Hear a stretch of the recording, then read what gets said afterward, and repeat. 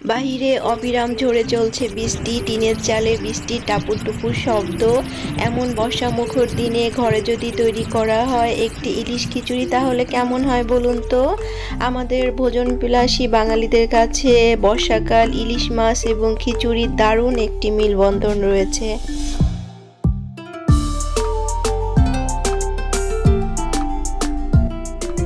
আসসালামু আলাইকুম, সবাইকে আবারও স্বাগতম আমার চ্যানেল রেসিপিস বাই নুসরাত কুকিংয়ে। কেমন আছেন আপনারা সবাই? আশা করি সবাই অনেক ভালো আছেন। আজ আমি আপনাদেরকে তৈরি করে দেখাবো একটি ইলিশ খিচুড়ির রেসিপি। বর্ষার এই মৌসুমে খুবই সহজে ঘরে আপনারা এই ইলিশ খিচুড়িটা কিভাবে তৈরি করতে পারেন সেটারই একটি ভিডিও আজ আমি আপনাদের সঙ্গে শেয়ার করব। খুবই সামান্য কিছু মশলা দিয়ে এই ইলিশ খিচুড়িটা আমি রান্না করেছি। ভিডিওটা শুরু করবার আগে সবার কাছে আমার একটি অনুরোধ রইল, আপনারা আমার এই চ্যানেলে নতুন হয়ে থাকলে প্লিজ আমার চ্যানেলটাকে সাবস্ক্রাইব করবেন, লাইক কমেন্টস করবেন এবং সাবস্ক্রাইব করে পাশে থাকা বেল আইকনটি অন করে দিবেন যেন আমার পরবর্তী ভিডিও নোটিফিকেশন সবার আগে আপনার কাছে চলে যায়। আর তাহলে আসুন শুরু করা যাক আজকের একটি ইলিশ খিচুড়ি রেসিপি।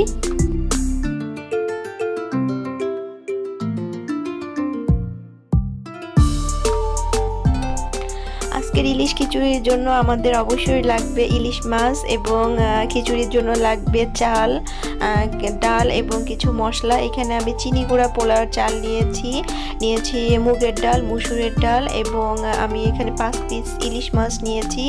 আমি এখানে চিনি গুঁড়া পোলাওয়ের চাল নিয়েছি 600 গ্রাম, মুগের ডাল নিয়েছি আমি 200 গ্রাম আর মসুরের ডাল নিয়েছি আমি 1/4 কাপ। প্রথমে আমি মুগের ডালটাকে একটু ভেজে নিচ্ছি। এখানে আমি 200 গ্রাম মুগের ডাল নিয়েছি। ডালটা আমি প্রথমে ভালো মতো ধুয়ে নিয়েছিলাম, তারপরে এটা আমি রোদে শুকিয়ে নিয়েছিলাম। এখন এই ডালটাকে আমি ভেজে নিলাম। এই ডালটা আমি ভেজে নিয়ে এবার এই চিনি গুঁড়া পোলাওয়ের চাল, মুগের ডাল এবং মসুরের ডাল এই তিনটা মিলিয়ে আমি পানি দিয়ে প্রথমে ভালো মতো চাল ডালগুলোকে ধুয়ে নিয়ে এই চাল ডালগুলোকে আমি আধা ঘন্টার জন্য পানিতে ভিজিয়ে রাখবো। এই সময়ের মধ্যে আমি ইলিশ মাছের প্রিপারেশনটা নিয়ে নিব। এখন আমি এই চাল ডালগুলোকে পানি দিয়ে প্রথমে খুব ভালো মতো কষলিয়ে ধুয়ে নিব। আমি চাল ডালের সঙ্গে পানি দিয়ে প্রথমে ভালো মতো ধুয়ে নিচ্ছি। ধুয়ে নিয়ে এই চাল ডালগুলোকে আমি আধা ঘন্টার জন্য ভিজিয়ে রাখবো।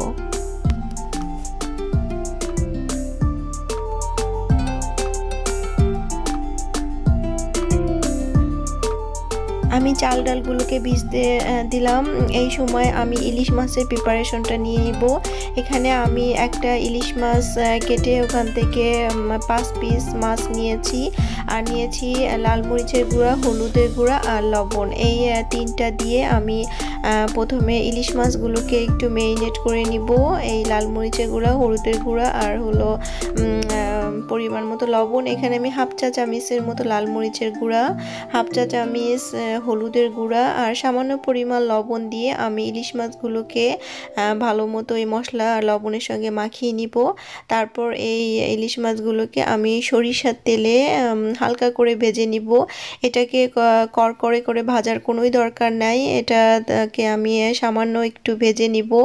আমরা তো প্রবাসে থাকি, আমরা অনেক সময় ফ্রোজেন মাছটাই আমাদের বেশি খাওয়া হয়, এর জন্য আমি মাছটাকে সামান্য একটু ভেজে নিব। এর জন্য আমি আগে কিছুটা হলুদ আর মরিচ আর লবণ দিয়ে মাখিয়ে নিলাম। এবার এই মাছগুলোকে আমি সরিষার তেলে ভেজে নিব। এখানে আমি 4 টেবিল চামচ পরিমাণ সরিষার তেল দিয়ে দিব। একটি ফ্রাই প্যানে আমি সরিষার তেল দিয়ে দিব। ফ্রাই প্যানটাকে প্রথমে আমি গরম করে নিব। তারপরে এখানে আমি 4 টেবিল চামচের মতো সরিষার তেল দিয়ে দিলাম। চেষ্টা করবেন এই ইলিশ খিচুড়িটা সরিষার তেল দিয়েই করতে, এতে করে একটি অথেন্টিক ইলিশ খিচুড়ির ফ্লেভার পাবেন। আমি এটাতে সরিষার তেলটাই বেশি দিয়েছি, সাথে সামান্য একটু সাদা তেল দিয়েছি। এই আপনার 1 1 টেবিল চামচের মতো। এখন আমি এই তেলের সঙ্গে ইলিশ মাছগুলোকে ভালো মতো ভেজে নিব এপিট ওপিট করে। মানে এটা কড়কড়ে করে ভাজার কোনোই দরকার নাই। এক পিঠ সামান্য একটু ভাজা হলেই আমি এটাকে উল্টিয়ে অপর পিঠ ভেজে নিব। চুলার জাল মাঝারি রেখে আমি এক পাশটা ভেজে নিয়েছি। আপনারা দেখেন আমি কিন্তু এটা একদমই ভাজা ভাজা করিনি। এক পাশ হলেই আমি অপর পাশ উল্টিয়ে এই 1 মিনিটের মতো এই পাশটা আমি একটু ভেজে নিয়ে তারপরে আমি মাছটা তুলে নিব। আমার মাছটাকে একটু সাবধানে এটা উঠাইতে হবে, যেহেতু এটা ইলিশ মাছ, এর জন্য ইলিশ মাছটা একটু সাবধানেই করতে হবে। মাছটা অনেক নরম থাকে। তা আমি এক পাশ ভেজে নিয়ে অপর পাশও ভেজে নিলাম। এবার আমি মাছগুলোকে খুবই সাবধানে নামিয়ে নিচ্ছি। ইলিশ মাছ অনেক নরম থাকে, আপনারা নামানোর সময় অবশ্যই এটা সাবধানে নামাবেন, কারণ তেলটা অনেক গরম। এই গরম তেলে ইলিশ মাছটা একটু নাড়াচাড়া লাগলে এটা ভেঙে যেতে পারে। আমি মাছগুলো ভেজে নিলাম এবং মাছের থেকে অনেক তেল বের হয়েছে, তা আমি আর আলাদা কোনো তেল দিচ্ছি না। এই তেলেই আমি খিচুড়িটা রান্না করব। খিচুড়ির জন্য আমি এখানে নিয়েছি কিছু সবুজ এলাচ, দারচিনি, তেজপাতা এবং শাহজিরা। এই কয়টা দিয়ে আমি তেলে ফোড়ন দিয়ে নিব। এই আস্ত গোটা মশলাগুলো তেলের সঙ্গে একটু ভাজা ভাজা হলেই এখানে আমি হাফ কাপের মতো পেঁয়াজ কুচি দিয়ে দিব। পেঁয়াজ কুচি দিয়ে এই গোটা মশলা এবং তেলের সঙ্গে আমি পেঁয়াজ কুচিটাকে খুব ভালো মতো ভেজে নিব। এটাকে বেরেস্তা করবার দরকার নাই, কিছুটা পেঁয়াজটা সটে হলেই এখানে আমি বাকি সব মশলাগুলো দিয়ে দিব। আমার পেঁয়াজটা নরম হতে শুরু করেছে। আমি পেঁয়াজটাকে আবারও একটু নেড়ে দিচ্ছি। পেঁয়াজটা অনেকটাই নরম হয়ে এসেছে। এবার এখানে আমি প্রথমে গুঁড়া মশলা দিব। এখানে আমি দিচ্ছি 1 চা চামচ লাল মরিচের গুঁড়া, 1 চা চামচ দিলাম আমি হলুদের গুঁড়া। আমি 1 চা চামচের থেকে আরও একটু পরিমাণ বেশি দিয়েছিলাম পরের দিকে, সেটার ভিডিও করা হয়নি। এবার এই হলুদের গুঁড়া এবং লাল মরিচের গুঁড়া আমি এই পেঁয়াজ এবং যে আস্ত গোটা মশলা সেগুলোর সঙ্গে ভালো মতো একটু মিশিয়ে দিচ্ছি। এবার এটাতে আমি সামান্য কিছু লবণ দিব, পরিমাণ মতো আমি লবণ দিব এখানে। আমি 1 চা চামচের মতো লবণ দিলাম এখানে। এবার এই মশলাগুলো যেন পুড়ে না যায়, এর জন্য এখানে আমি হাফ কাপের মতো পানি দিলাম। এটা আমি ফুটন্ত গরম পানি দিয়েছি। দিয়ে এই মশলাটাকে আমি আরও কিছুক্ষণ নেড়ে দিয়ে এটাকে আমি কিছুক্ষণ রান্না করব, যেন এটার কাঁচা গন্ধটা না থাকে। এবার এই মশলার সাথে আমি আদা রসুন পেস্ট দিচ্ছি 1 টেবিল চামচ। এখানে আমি আদা রসুনটাকে একসঙ্গে পেস্ট করে সেখান থেকে 1 টেবিল চামচ পরিমাণ আদা রসুন বাটা দিলাম। আপনারা নিশ্চয়ই লক্ষ্য করেছেন এখানে আমি প্রতিটা মশলায় পরিমাণে খুবই কম দিয়েছি, কিন্তু তারপরেও এই ইলিশ খিচুড়িটা খেতে অনেক মজা হয়েছিল। এখানে আসলে ইলিশ মাছের ফ্লেভারটাই আসল, এর জন্য আমাদের আলাদা কোনো মশলা দেবার কোনো প্রয়োজন নেই। এবার আমি মশলাটাকে মোটামুটি কষিয়ে নিয়েছি, মশলা থেকে অনেকটা তেলও বের হয়েছে। এবার এই মশলাটাকে আমি আরও কিছুক্ষণ এভাবে নেড়ে দিলাম।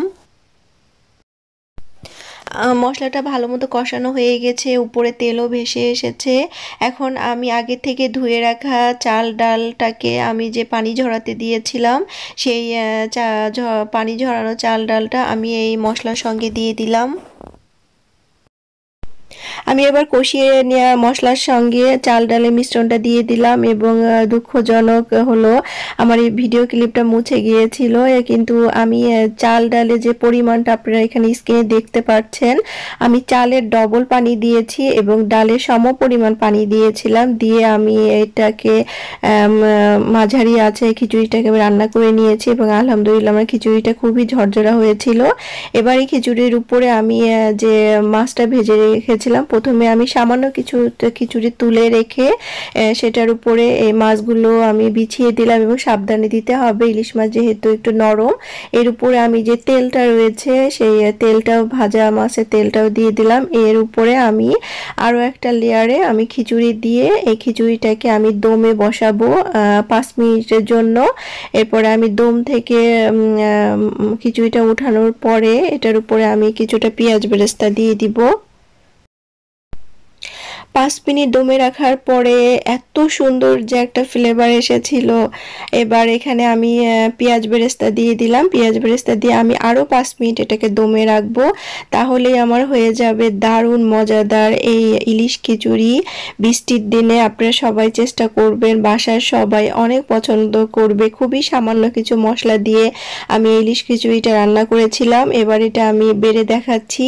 আমি প্রথমে মাছগুলো একটু বেড়ে নিচ্ছি, খুবই সাবধানে মাছগুলোকে বাটতে হবে।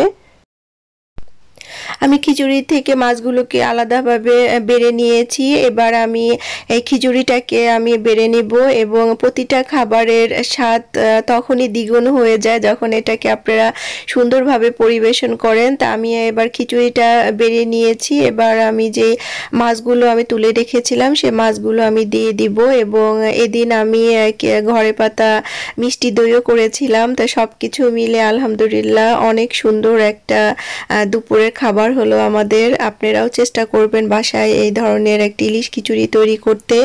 আজ তাহলে এ পর্যন্তই। সবাইকে অসংখ্য ধন্যবাদ আমার আজকের এই বর্ষা মুখর দিনের একটি ইলিশ খিচুড়ি রেসিপি দেখার জন্য। সামনে আপনাদের সঙ্গে আরও নতুন নতুন রেসিপি নিয়ে ফিরে আসবো ইনশাল্লাহ।